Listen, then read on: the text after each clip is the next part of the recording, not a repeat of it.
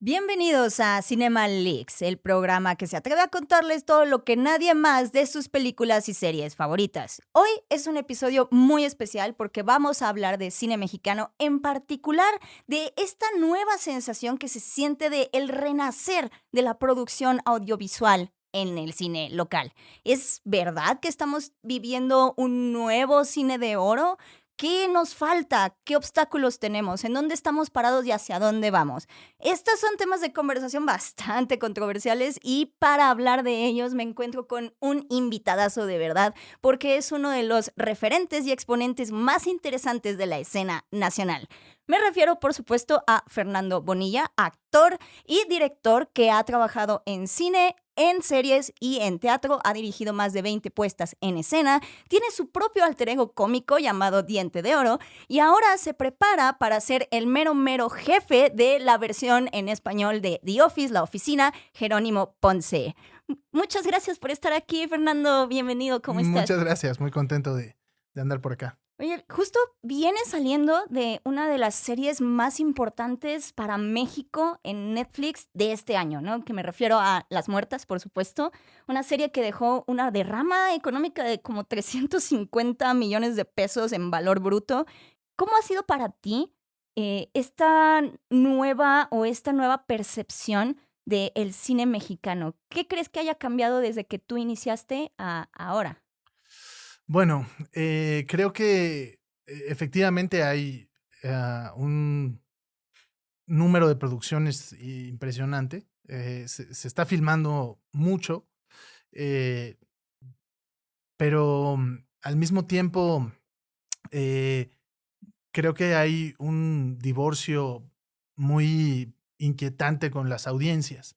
Mm, Eh, es decir, vemos las películas que fueron nominadas a los Arieles y sus números en taquilla son verdaderamente pobres, ¿no? Es decir, se produce mucho cine y se ve muy poco. Y por el otro lado, tampoco hay un cine popular que legítimamente represente el gusto de los mexicanos.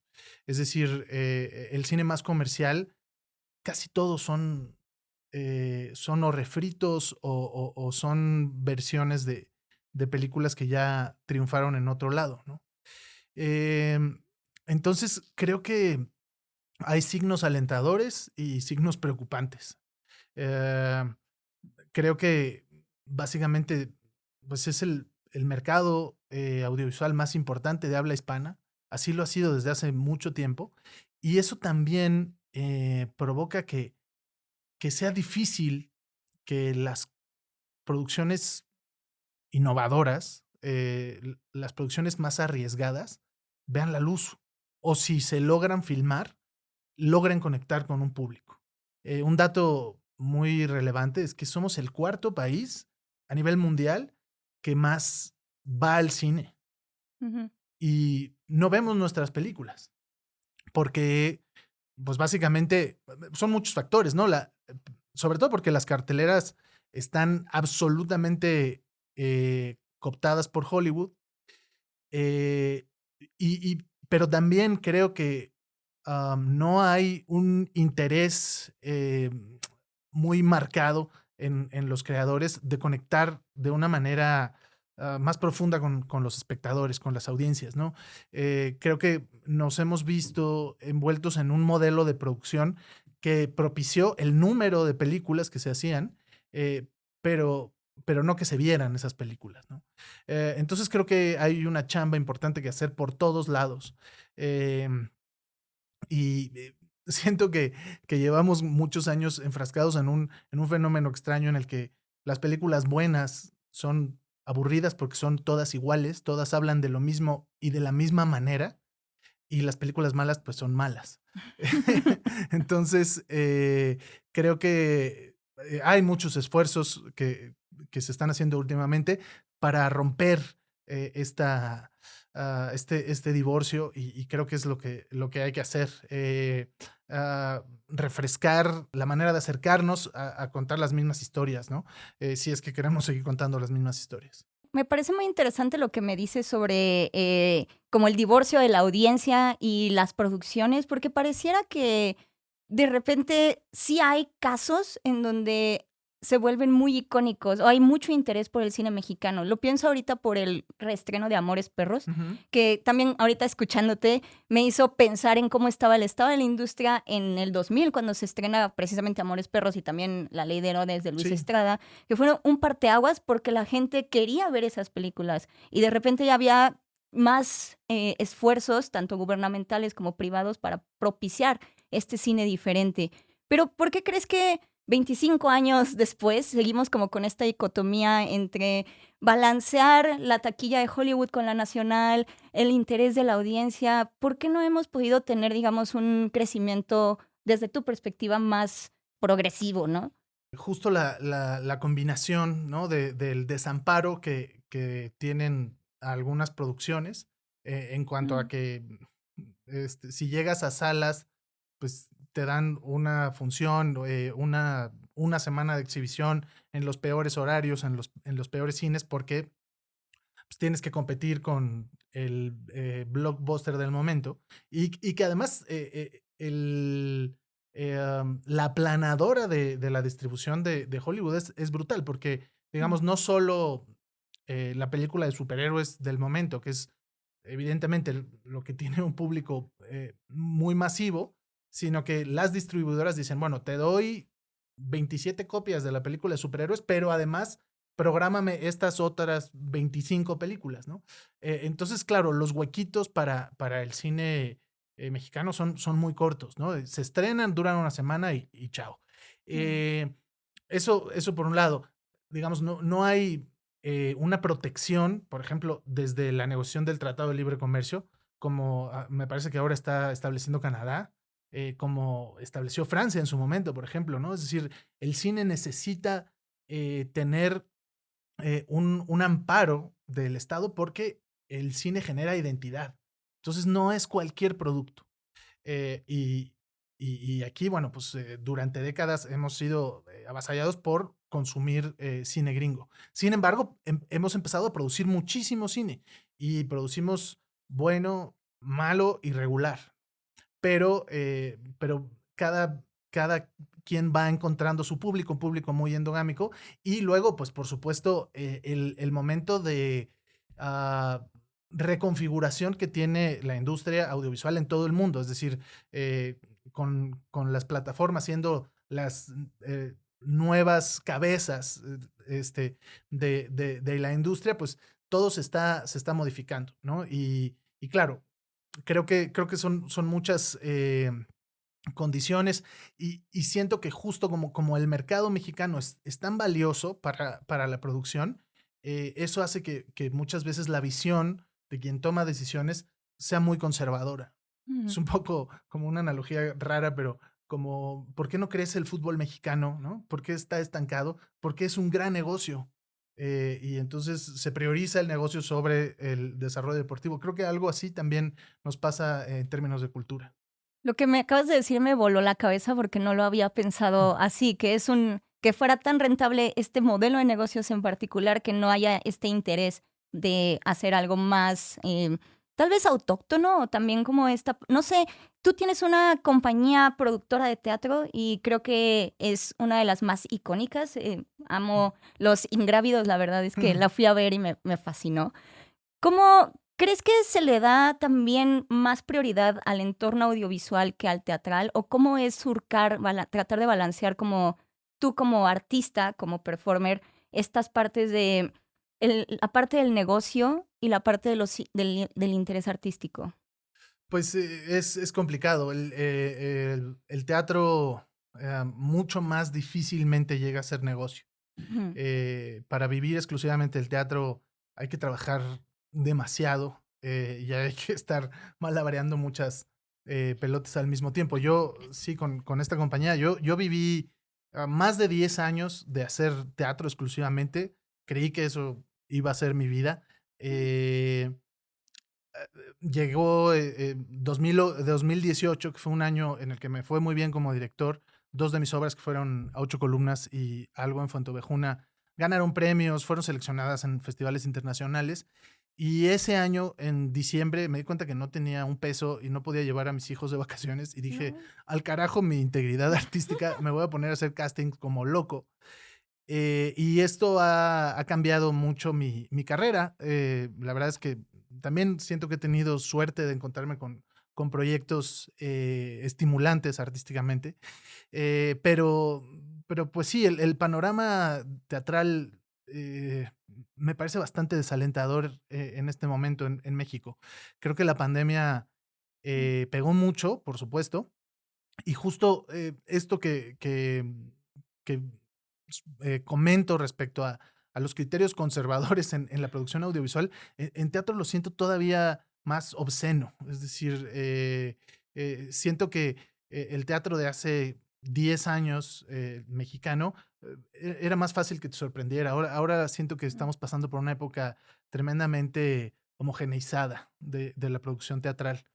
Que es algo que de repente como que sí veo de dónde vienes y también creo que es algo que viene como de esta paradoja de tenemos demasiada inversión extranjera, entonces esta inversión extranjera nos viene también a marcar ciertas pautas o ciertas líneas sobre lo que es comercialmente viable y lo que no. Pero ¿tú cómo has vivido también esta parte, esta paradoja de también recibir cada vez más oportunidades y poder, digamos, interpretar a personajes muy diferentes, ¿no? Porque tu personaje en Las Muertas me parece muy icónico. De hecho, todo, o sea, toda la producción de Las Muertas a mí me encantó y creo que es un esfuerzo bastante loable el adaptar una obra perdida, pero muy icónica de un artista mexicano que hace años está ahí, ¿no? Se enseña en las escuelas, pero no es el único ejemplo. También tenemos como Agua para Chocolate, el intento de adaptar la obra de García Márquez, también de Cien años de soledad. Cada vez tenemos, o sea, tenemos este interés por la literatura local, por el arte local y transformarlo en un producto audiovisual nuevo. Y todo viene como de las nuevas plataformas de streaming, ¿no? Es interesante porque le están buscando por dónde, porque saben que es un mercado muy valioso. México, además, no solo es un país que consume mucho audiovisual, eh, tenemos otro país adentro de Estados Unidos, hay otro México en Estados Unidos que también consume muchísimo. Entonces, no es gratuito que se Ujú. produzca tanto y que haya tanto interés por contar historias mexicanas. Lo que es interesante es que pues, si haces una retrospectiva, eh, pues, a ver, tú que ves tantas cosas, ¿qué ha pegado? ¿Qué serie ha pegado? Que no venga de otra cosa, es decir, que no esté como refriteando algo que ya se hizo o que evoque a un sentimiento de nostalgia, ¿no? Es decir, pienso en los éxitos, por lo menos de este año, Mentiras o la de Mm. Chespirito, ¿no? Es decir, es evocar algo que ya conocimos por Televisa.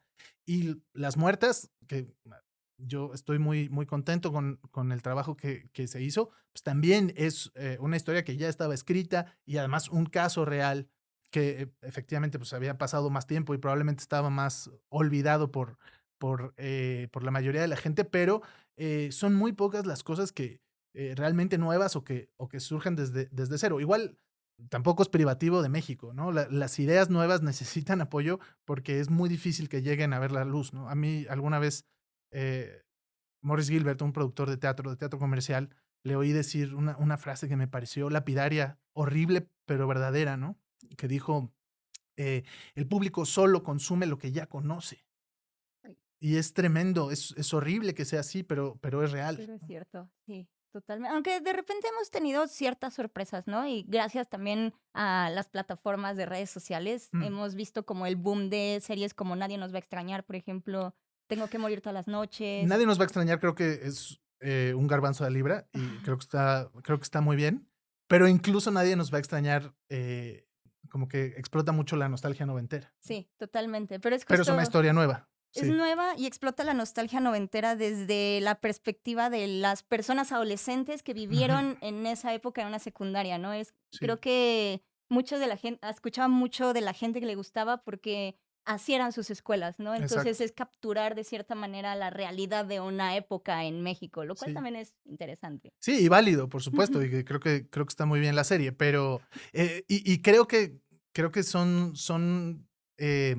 digamos, las que logran pasar todos los obstáculos, eh, deben ser muy celebradas por toda la industria porque van abriendo brecha, ¿no? ujú, totalmente. Como un poquito también como señora influencer, siento. Ujú, Aunque, por ejemplo, Carlos Santos también hablaba como de esta paradoja, un poquito también como trágica, porque él decía que qué padre que esté triunfando la película una vez que llega a streaming y una vez que la gente habla de ella y tiene un gran boca a boca y las redes sociales explotan con contenido de señor influencer, pero nadie la fue a ver en taquilla. mm. Entonces ya las regalías o las ganancias que puede llegar a tener de Prime Video, que creo que fue donde se estrenó, pues son mínimas en comparación a lo que se esperaba de la recaudación. Pero es como muy difícil de repente ver esto de la gente parece que sí se interesa por el cine mexicano, o sea, sí le interesan las producciones locales, pero no quiere pagar un boleto de cine para verlas, ¿no? No quiere verlas ya sea porque ya tiene el catálogo, porque ya está en el catálogo o porque le dijeron que está buena, ¿no? Sí, quizá justo, no hay tanta paciencia, ¿no? Para que una película pueda sobrevivir en cartelera el tiempo necesario para que la gente se acerque, ¿no? Es decir, la gente a lo mejor como que ve algo que medio le es desconocido y hasta que le dicen: "No, está muy buena, tienes que ir a verla", entonces se anima. Eh, pero justo por eso, el Estado tiene que proteger la Mm, producción nacional, porque es decir, es igual que tienes que proteger a un campesino mexicano, que no puede competir él contra Monsanto o contra Nescafé, y tú como Estado lo tienes que proteger, pues es lo mismo con el cine. Es decir, por lo menos construir un canal para que pueda llegar al público y después, pues ya, habrán películas que se vean más o que se vean menos. totalmente. Pero ¿qué crees que nos hace falta también, digamos, a productoras locales para poder también construirse a sí mismos, ser rentables por sí mismos y entonces también empezar a generar un mercado verdaderamente local? Pues yo creo que tenemos que realmente, en primer lugar, tratar de contar historias propias. Porque, pues, al final, los cineastas no somos marcianos, somos parte de la misma sociedad, ¿no?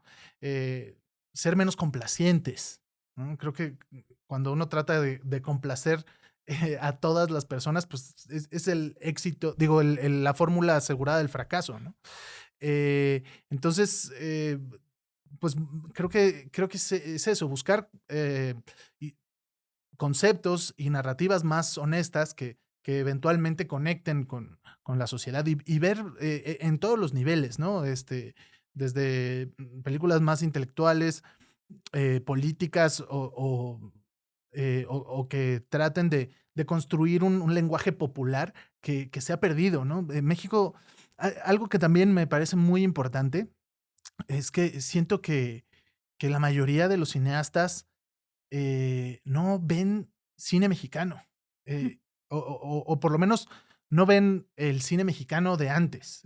Tenemos una historia muy vasta de cine, ¿no? Hasta que hubo un bache de casi 20 años en los años 80 y 90, pero pero a mí me parece fundamental que se vea más cine mexicano porque, pues, porque antes el cine mexicano se consumía, ¿no? Y ahí está, la conexión con el público, ¿no? Y lo mismo, pues, hay películas, del siglo XX mexicano también maravillosas y muy malas, y justo esto iba como por las referencias populares que México tenía, que eran muy, auténticas y muy propias. El cine de luchadores, Ujú. em, el cine de vedettes, eh, la comedia mexicana, por ejemplo, el cine de Cantinflas o el cine de Tintán tenía un desparpajo, tenía un cinismo que hoy es muy difícil encontrar, ¿no? Es decir, Tintán podía ser Sinbad, o podía ser el Ceniciento, o Cantinflas podía ser un mosquetero. Y ahora la comedia que se produce, pues son comedias gringas, comedias familiares gringas o francesas, ¿no? Y eso es muy lamentable. Entonces creo que tenemos pues, que escarbar un poco en nuestra historia, en nuestra propia historia y en nuestras entrañas. Me encanta que ya menciones la comedia, porque creo que algo que define a México y a las personas que viven en México es precisamente su sentido del humor, que usualmente es bastante ácido. Y creo que tú te manejas bastante bien con Diente de Oro, Ujú. no nada más como alter ego cómico, sino que también entiendes muy bien esta parte de las redes sociales, el podcast. ¿Cómo es construir esta comedia también pensando en otro tipo de medios o de vehículos para mostrarla? Pues, el Diente de Oro es un personaje que yo creé para un espectáculo de improvisación que se llama La Improlucha, hace muchos años. Y después de eso fue Verónica Toussaint, eh, querida amiga que ya murió, En paz descanse. la que se le ocurrió proponerlo para un programa en Comedy Central, Duelo de Comediantes. Y a partir de ahí, pues, tomó una segunda vida que ha sido muy, muy exitosa y que yo jamás vaticiné, ¿no? De Jamás aquí a ganar LOL. sí, jamás creí que el personaje iba a tener una vida tan larga. Y la verdad es que yo lo he seguido haciendo porque a la gente le gusta mucho. Por mí, creo que lo habría matado hace un buen rato. Y además me cansa de como que tengo ahí una relación medio de Ah. amor-odio con él. Pero bueno, pues se ha convertido en mi caballito de batalla, y hicimos el podcast Casos de la Risa Real, pues, que ha gustado bastante y que nos divierte mucho. Y se ha convertido en un vehículo eh, muy, am, que muy claramente me ha permitido hacer algo con lo que yo fantaseaba, que era poder acercar a gente que normalmente no va al teatro o que no consume ciertos tipos de proyectos a través de este canal. Y creo que es muy también ah, sintomático que identificar que la relación que tiene la mayoría de la gente con la comedia es muy franca, ¿no? Es decir, me ha sorprendido mucho la facilidad que tenemos ahora con el podcast o con el personaje de llenar teatros y lo difícil que ha sido para mí llenar teatros con mis obras de teatro, que de pronto pueden ser más divertidas, pueden ser comedias más divertidas que los espectáculos de stand-up que hago, pero la gente tiene una reticencia al teatro porque hay una idea de, no, el teatro no me habla a mí, me voy a aburrir, no tengo el bagaje cultural para apreciarlo, me van a educar, me van a Mm. adoctrinar, y con la comedia no existe ninguna de estas barreras.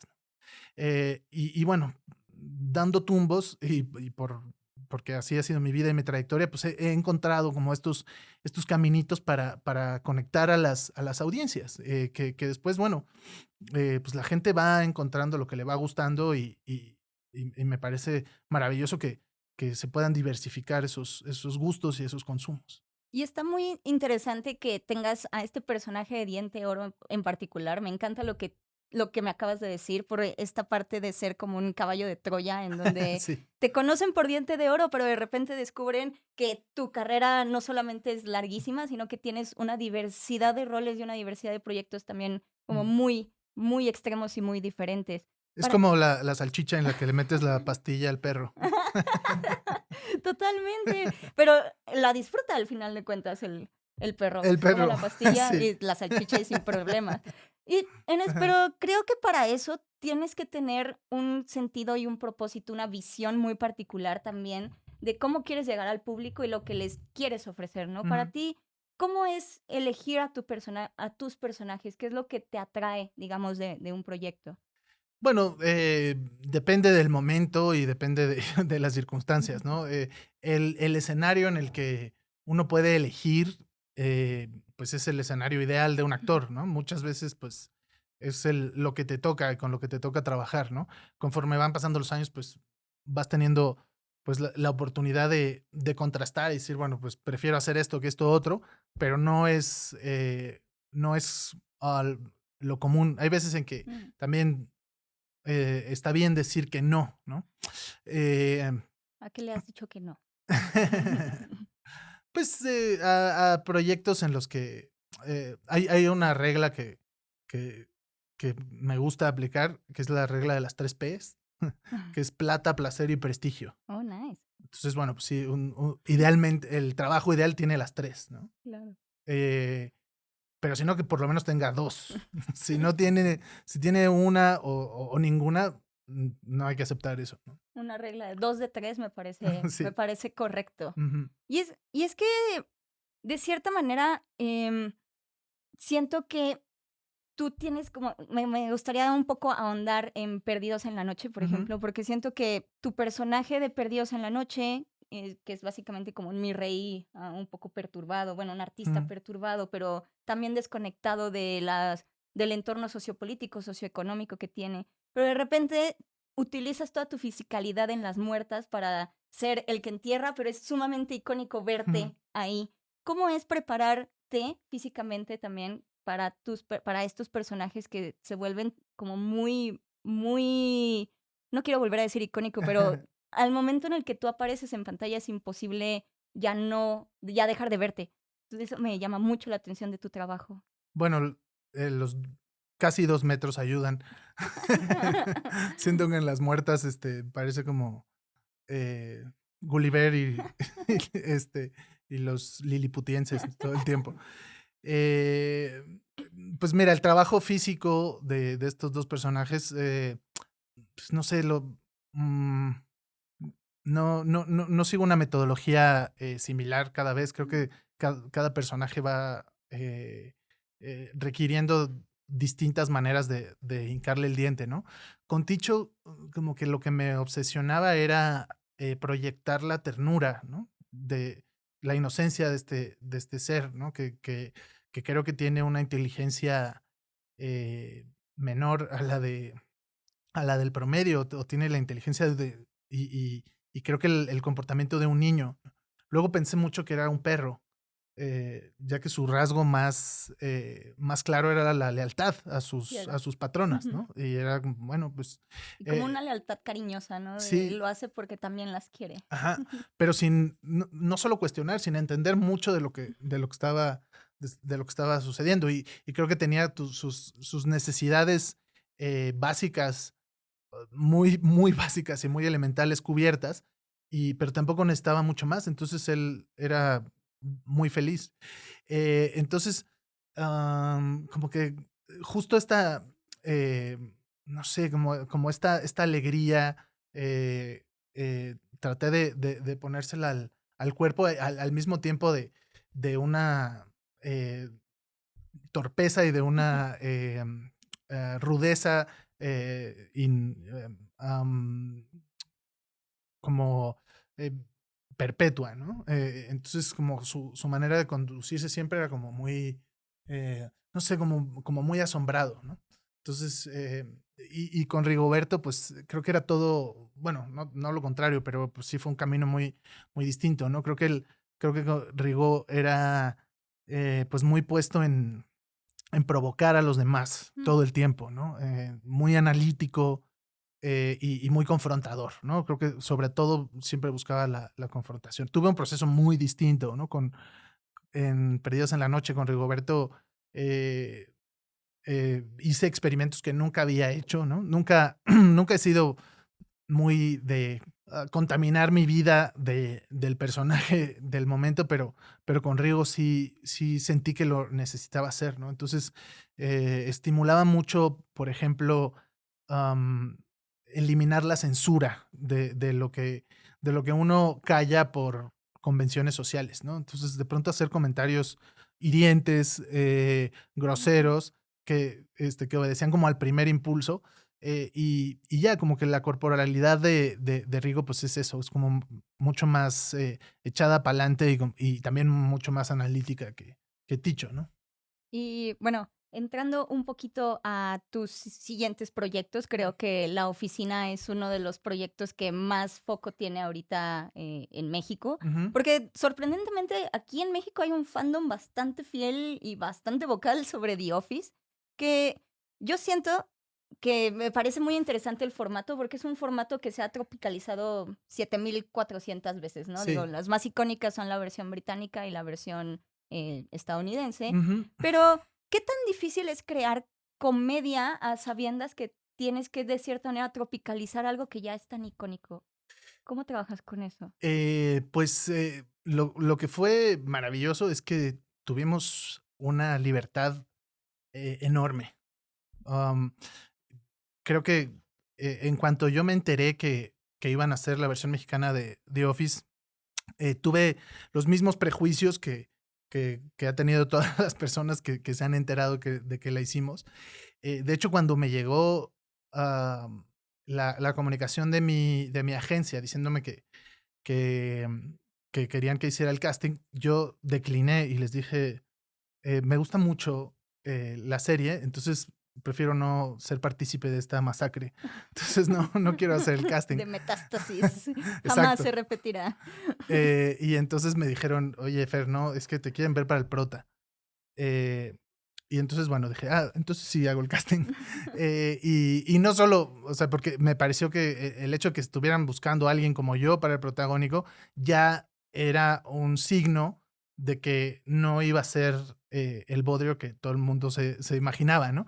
Es decir, estaban buscando, al personaje, ¿no? Ujú. Y bueno, para mi sorpresa, cada vez que iba conociendo más, con mucho miedo de en dónde me estaba metiendo, todo me parecía bien y todo me parecía como, muy trabajado y con mucho sustento. Entonces, eh, creo que realmente la figura clave es la BBC, que, que no produce, pero sí estuvo presente en todo el proceso. Lo que ellos sugieren es que no se haga una copia, porque también eso es lo que ellos han visto que funciona. No traducir los mismos chistes. ¿Cómo va a ser el chiste de la gelatina en la engrapadora? Pues que sea una gelatina y adentro un sombrero de mariachi, ¿no? Este, no, dan unas coordenadas. Lo que ellos sugieren es seguir, eh, 3 coordenadas muy específicas, que son es una serie que se trata de unos empleados de una oficina sobreviviendo a un jefe horrendo, al peor jefe del mundo. Eso es lo más importante. Segundo, el formato, que es un falso documental. Y tercero, el triángulo amoroso. Mm. Eh, que se respeten esas 3 coordenadas y de ahí en adelante hagan lo que quieran. Y a mí me parece que, pues, lo más inteligente para, honrar un producto tan poderoso como The Office, pues, es, eh, inspirarse, ¿no? Es decir, utilizar la misma semilla, pero cultivar algo distinto. Y en ese sentido, pues, creo que muy pronto entramos al carril de, pues, hay que construir a este personaje, que no es Michael Scott, que Ujú. no es David Brent, es otro cuate que tiene una psicología propia, un contexto propio, es México, son jabones, es un junior, etcétera, etcétera, ¿no? Entonces, pues, creamos algo en tono y en estilo parecido, pero, en términos, eh, anecdóticos, casi no hay nada que ver. Y es que, bueno, a mí me parece interesante que la gente se enoje tanto como, no, no, es que no puedes tocar un producto Ujú. tan perfecto como The Office, cuando realmente es un concepto muy universal. O sea, la idea de ir a trabajar en una oficina con un jefe horrendo y con coworkers, bueno, compañeros que son Ajá. también muy complicados, es algo que se puede trasladar todo, a todo el mundo. ¿Cuál crees que es el lo que define a los trabajos de oficina aquí en México que pudiste tal vez o que te ayudó a alimentar a Jerónimo Ponce? Bueno, creo que de entrada, am, México contrastando mucho con el cliché que hay del mexicano huevón que se acuesta con un zarape y un sombrero, junto al nopal Ya a vimos que tomar eso es tequila. estadísticamente incorrecto. Somos de los países que menos vacaciones toman y Exactamente. que más horas trabajan al día. Somos un país sobreexplotado. Sí. Y creo que eso, pues, ya es un ingrediente importante cuando se habla del mundo laboral en México. Otra cosa que me parece clave y un gran acierto desde la escritura es que, siento que David Brent, el personaje original, que es, eh, fantástico de Ricky Gervais, es, es un personaje tan desagradable y tan mal jefe que al final de la primera temporada lo echan y la segunda temporada ya no trabaja en la oficina, ¿no? Solo son 2 temporadas. Y claro, el personaje de Michael Scott, pues, supongo que para que pudieran seguir haciendo más temporadas, no era tan inepto, ¿no? O sea, Como él que era fallaba para torpe. arriba, ¿no? Ajá, exacto, fallaba para arriba. Era muy torpe, pero no era tan malo en su trabajo y en el fondo era un buen tipo, ¿no? Y creo que Hero no es un buen tipo, es un ser patético, pero es el hijo del jefe, entonces no lo pueden correr. Está ahí, está de jefe en una oficina que es en donde menos estorba para la empresa, y entonces pues es un caldo de cultivo infinito. Y creo que también habla mucho de el mundo empresarial en México, ¿no? Cómo está cooptado por familias, gente que no está capacitada ocupando cargos de poder y tomando decisiones, y gente que puede ser talentosa eh, eh, trabajando en espacios en donde pues nunca va a poder ascender porque no tiene el apellido correspondiente. Me encanta lo que dices porque tal cual se siente como esta radiografía de la que estábamos hablando hace ratito de estás tomando lo que es México y lo estás tratando de transformar en un arte que trate de Mm. reflejar de manera divertida la realidad. ¿Para ti crees que la comedia debe incomodar o debe mandar algún tipo de mensaje? Bueno, es que creo que hay muchos tipos de comedia.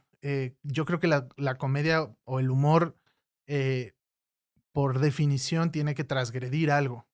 Si no rompe algo, no es comedia, ¿no?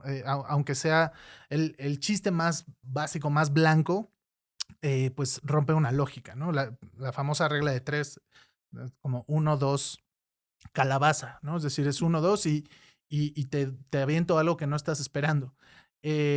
Y pues hay comedia que juega con esos límites, ¿no?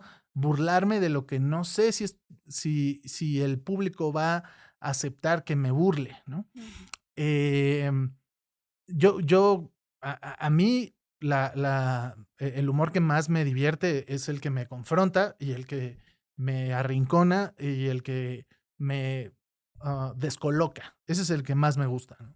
Eh, Hay muchos gustos y creo que eso pasa con la comedia. También la comedia depende de la moral de su audiencia y la moral pues es una amiba cambiante, mutante y pues hay gente eh, que tiene unos valores morales que no le permite, no solo que no le permite, que hace que no le parezca gracioso una cosa o la otra. Y para otras personas sí, y también estamos condicionados por nuestra época y por nuestro contexto. Entonces, por eso la comedia cambia y evoluciona tanto, ¿no? Entonces, pues sí, a mí ese es el humor que me prende. También el humor que es muy claramente el humor de The Office y de la oficina, pues es este humor a partir de la incomodidad que viven las personas, ¿no? De un tipo que intenta ser gracioso y no es gracioso.